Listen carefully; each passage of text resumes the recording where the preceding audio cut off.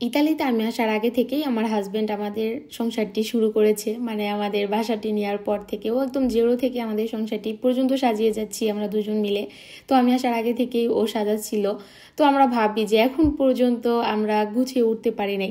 আর এটাই জীবন, কখনো সম্ভব না, দেখা যায় আজ এটা কাল ওটা, একটা পর একটা মানে চাহিদা থেকে যায়। তবে সবার চাহিদাই ছোট থাকা উচিত, সামর্থ্য অনুযায়ীও আমার মনে হয় ছোট থাকা উচিত।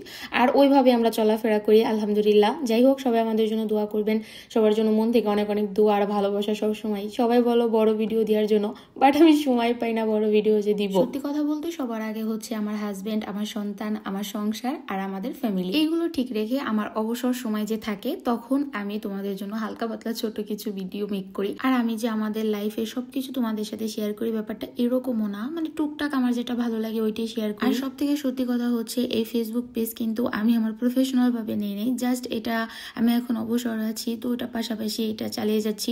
সব থেকে বড় কথা, আমার লাইফে অন্যরকম ইচ্ছা আছে। তো যাই হোক, রবিবার ছিল, দুপুরে রান্না করে দুজন মিলে খেয়ে রেস্ট নিয়ে তারপরে হচ্ছে বের হয়েছিলাম বিকালের দিকে। আর বাসায় আসতে আসতে আমাদের রাত হয়ে গিয়েছিল। তো সংসারের জন্য কিছু কেনাকাটা দেন, আমার কিছু হালকা পাতলা শপিং ছিল, সব কিছু মিলেই আর কি বের হওয়া হয়েছিল।